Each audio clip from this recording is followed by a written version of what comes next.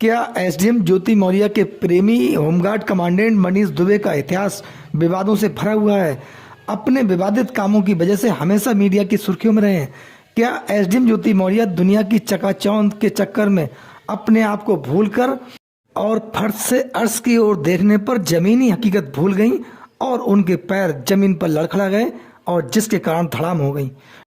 दोस्तों, मैं आपका दोस्त ललित पटेल अपना इंडिया से आज के एपिसोड में आपका हार्दिक स्वागत और अभिनंदन करता हूं। दोस्तों, आपसे बात करेंगे एसडीएम ज्योति मौर्य के उन अनसुने पहलुओं की, मनीष दुबे के उन अनसुने पहलुओं की जिनको लेकर मनीष दुबे आए दिन सुर्खियों में रहे और एसडीएम ज्योति मौर्य के साथ नाम जुड़ने के बाद एसडीएम ज्योति मौर्य भी काफ़ी सुर्खियों में रही।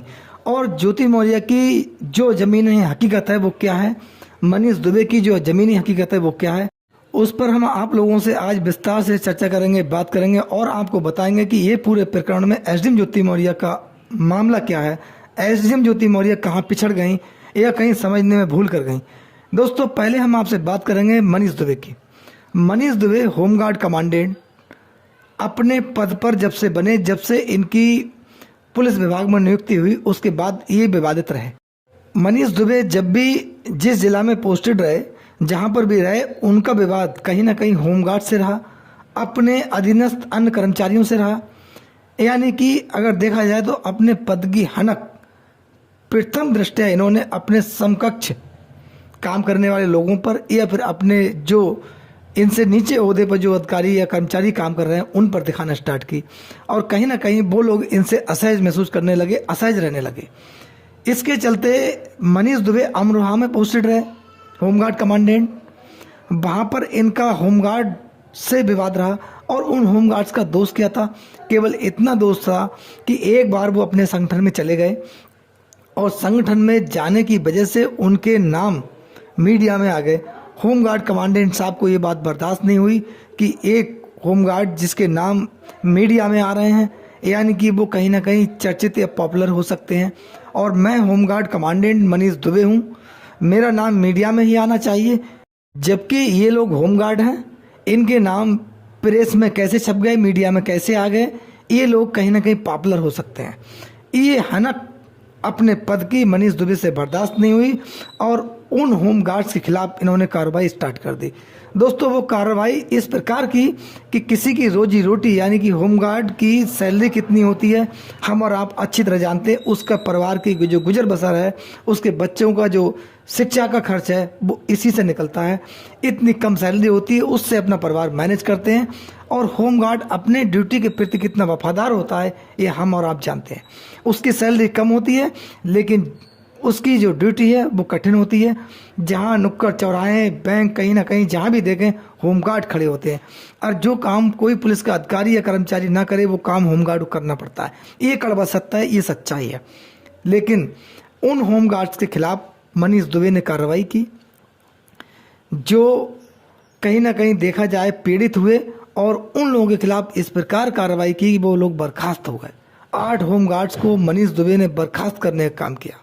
एक बार एक डिस्ट्रिक्ट में जब इनकी पोस्टिंग रही, वहाँ पर होमगार्ड्स की महिलाओं ने आरोप लगाए कि हमारी जो पति हैं उन पर ड्यूटी देने के नाम पर हमें अकेले में बुलाया जाता है और कहीं ना कहीं हमारा शोषण किया जाता है। बहुत बड़ी बात है, सोचने की बात है। ये on media, on record Manish Dubey पर आरोप लगे थे और उन होमगार्ड्स ने भी इस बात की पुष्टि की थी, यानी कि लिखित प्रार्थना पत्र दिया, इसमें जांच हुई, लेकिन मनीष दुबे का कुछ नहीं हो सका और अंततः वो होमगार्ड्स बर्खास्त हो गए। बर्खास्त होने के बाद कानूनी प्रक्रिया हुई, कोर्ट गए, कचहरी गए, उसके बाद न्यायालय ने उनकी वापसी कराई। छोटा सा पुलिस का कर्मचारी, उसने इतनी बड़ी कानूनी जंग लड़ी केवल मनीष दुबे की खातिर। काफ़ी लोग अन्य पीड़ित हुए जिनकी फहरिस्त बहुत लंबी है, जिनको बताने में बहुत वक्त लगेगा। दोस्तों, ये मनीष दुबे का अपने विभाग में रुतबा रहा है जिसको उन कर्मचारियों ने झेला है जो कहीं ना कहीं कम पूंजी के हैं, छोटी पोस्ट पर हैं, उन लोगों ने झेला है, उनके परिवार पीड़ित हुए हैं। कुछ लोग ऐसे हैं जिनकी सच्चाई जनता के सामने नहीं आ पाई, वो लोग भी पीड़ित हैं, ये मनीष दुबे के कृत्य के कारण।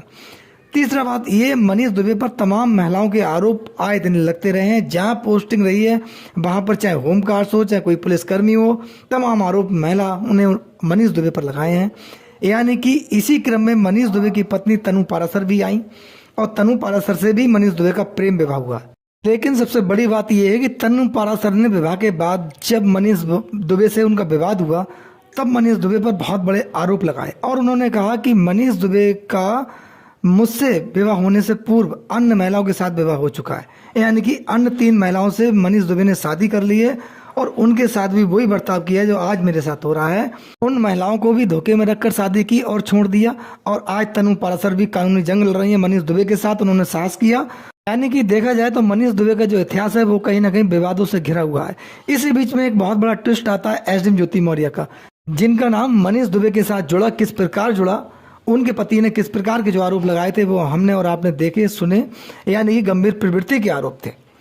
उस पर मनीष दुबे का नाम सामने आया। एसडीएम ज्योति मौर्य इस दुनिया की चकाचौंध को समझ नहीं पाई क्योंकि वो नई नई एसडीएम बनी थी, वो दुनिया की सच्चाई से वाकिफ नहीं थी क्योंकि उनका जो परिवार था वो मिडिल क्लास का परिवार था। उनके पति 4th क्लास कर्मचारी थे, उनके फादर इन लॉ एक अध्यापक थे और आलोक मौर्य ने बहुत सहयोग करके, बहुत प्रयास करके, अपने अथक प्रयास के द्वारा एसडीएम ज्योति मौर्य का शिक्षा में सहयोग करके उनको एसडीएम बनाने में कहीं ना कहीं बहुत बड़ी सहायता दी, बहुत बड़ी भूमिका अदा की।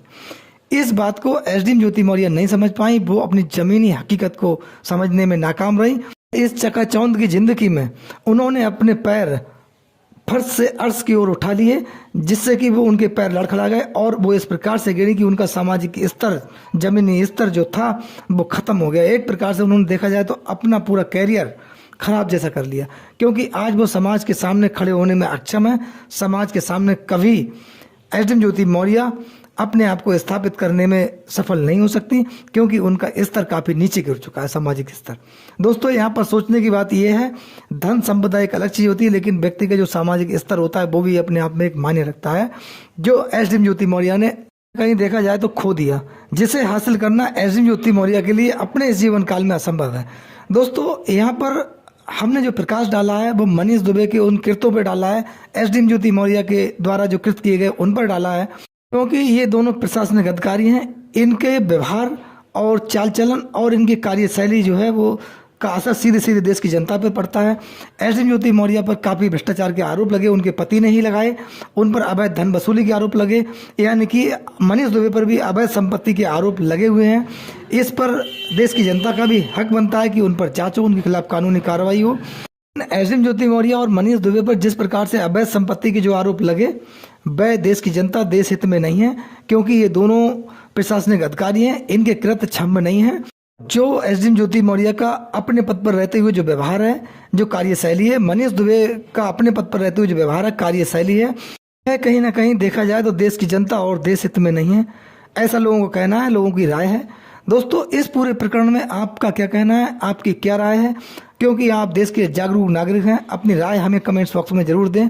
आपके प्यार और सहयोग के लिए आपका बहुत बहुत धन्यवाद। नमस्कार, जय हिंद, जय भारत।